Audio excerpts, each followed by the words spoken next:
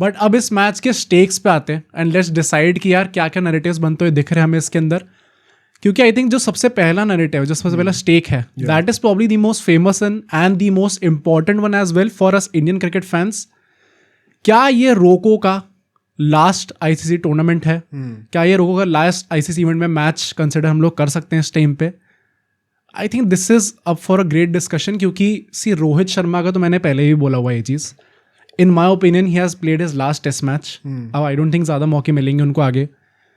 ICC event में भी मतलब given his form right now, that is why I said कि यार अगर फाइनल में उनकी इनिंग्स नहीं आती, बहुत सीरियस क्वेश्चंस होंगे उनके ऊपर एज अ प्लेयर. कैप्टन पे कभी कोई क्वेश्चंस नहीं थे.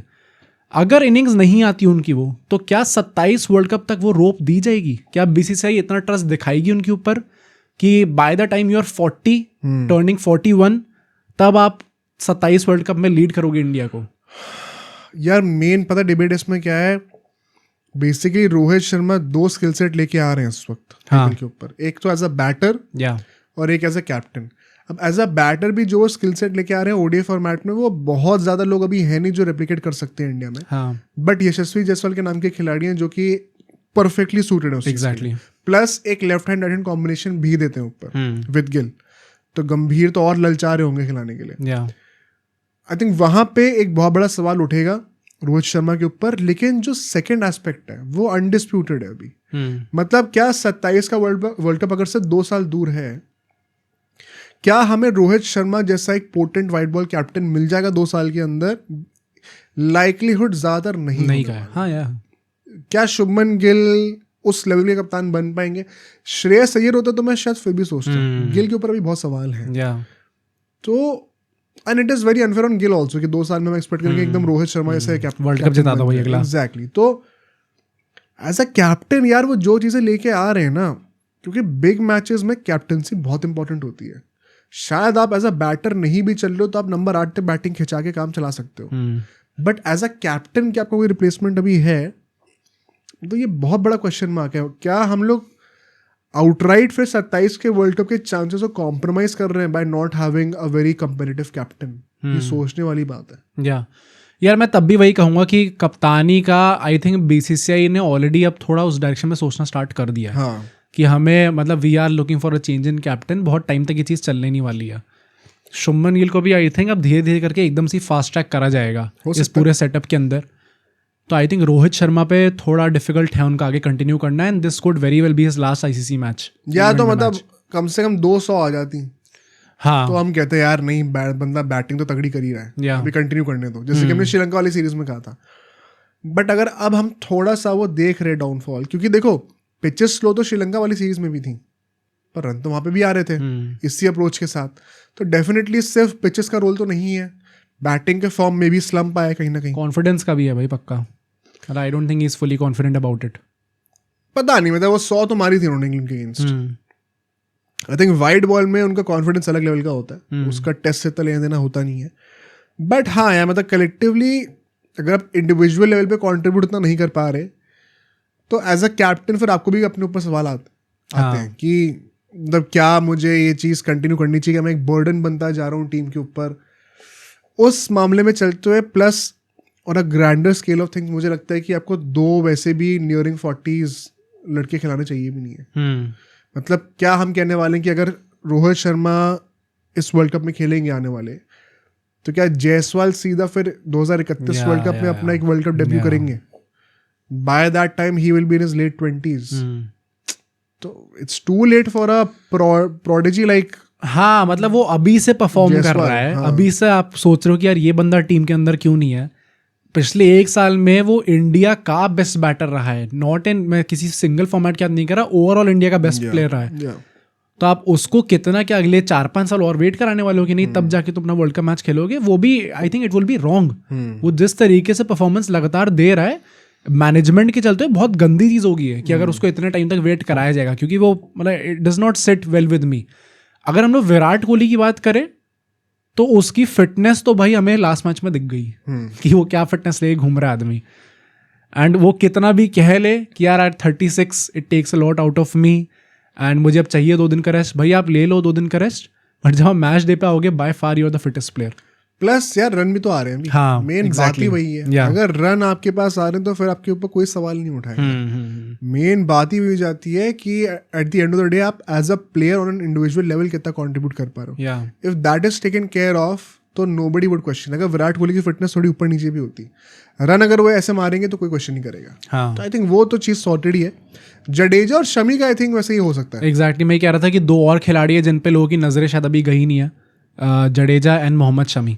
अब इसके पीछे की रिपोर्ट ऐसी है कि इस मैच से पहले क्रिकेट फ्रेटर्निटी में जो प्लेयर से काफ़ी क्लोज वंस होते हैं उनको अपेरेंटली किसी एक बंदे ने इन चारों में से कॉल कराए और बोला है कि you have to be present in this game क्योंकि मेरे लिए बहुत बड़ा गेम होने वाला है ये।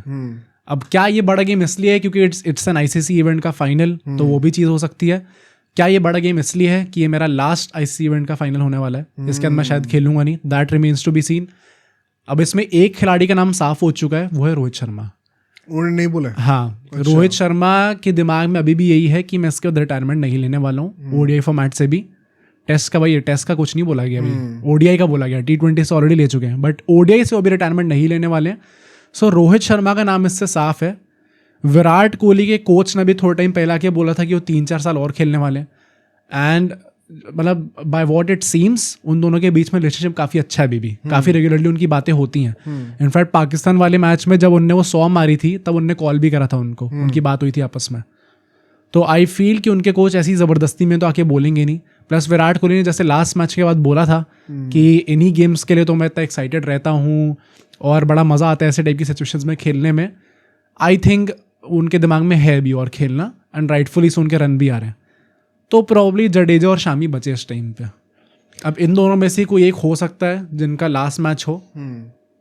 If you ask me, I think ये दोनों का ही हो सकता है भाई।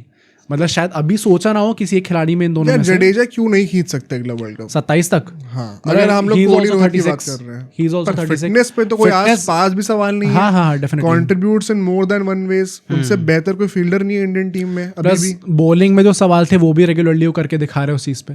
ट्रू, आई थिंक हो सकता है, बट मतलब we also have to remember कि विराट कोहली और रोहित शर्मा है।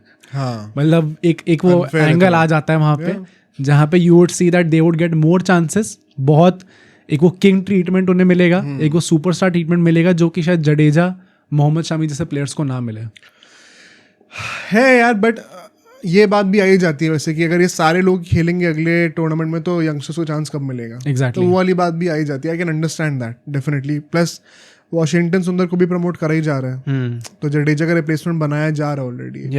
वो वाली बात भी आ जाती है। शमी के भी इवेंचुअली रिप्लेसमेंट्स आ ही जाएंगे। सिराज खेलेंगे आगे जाके, बुमराह डेफिनेटली खेलेंगे, हर्षित आ रहे हैं, अब तो अर्शदीप भी आ रहे हैं, तो पेसर्स बहुत है हमारे पास। अगर हम लोग नेक्स्ट पॉइंट की बात करें विच इज की टॉप स्कोरर कौन हो सकता है, ये भी एक बहुत बड़ी चीज़ है स्टेक के ऊपर इस टाइम पे। कोहली इंडिया से तो कोहली और श्रेयस अय्यर है रेस में, अनलेस एंड अनटिल ये दोनों ही नहीं चलते और गिल सेंचुरी मार देता फाइनल में, तो फिर गिल भी आ जाएंगे।